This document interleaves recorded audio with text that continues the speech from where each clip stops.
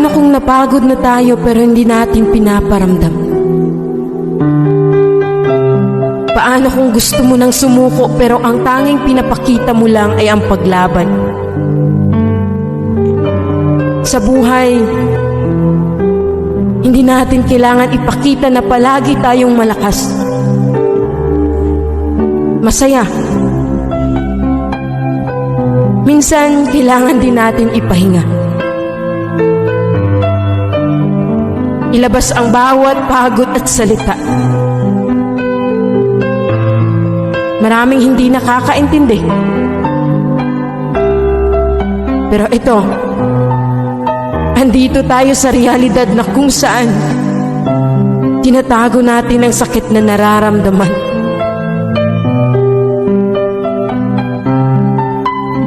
Kailan ba dapat tayo magpahinga? At kailan sabihin na ayaw ko na?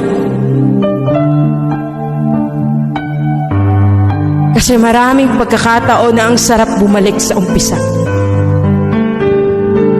na walang iba. Ang sarap mabuhay, pero ang hirap mapagod.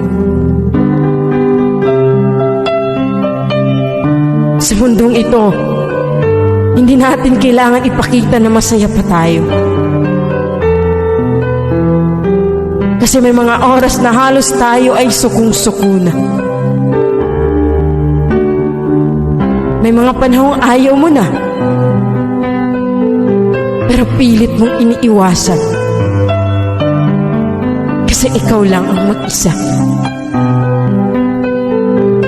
Mag-isang dinadala ang sakit na dadarama. Alam mo yung pakiramdam na walang-wala ka na. Wala ka nang masabi.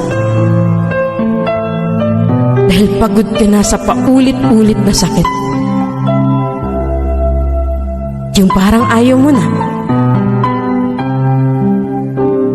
Napapagod tayo hindi dahil mahina.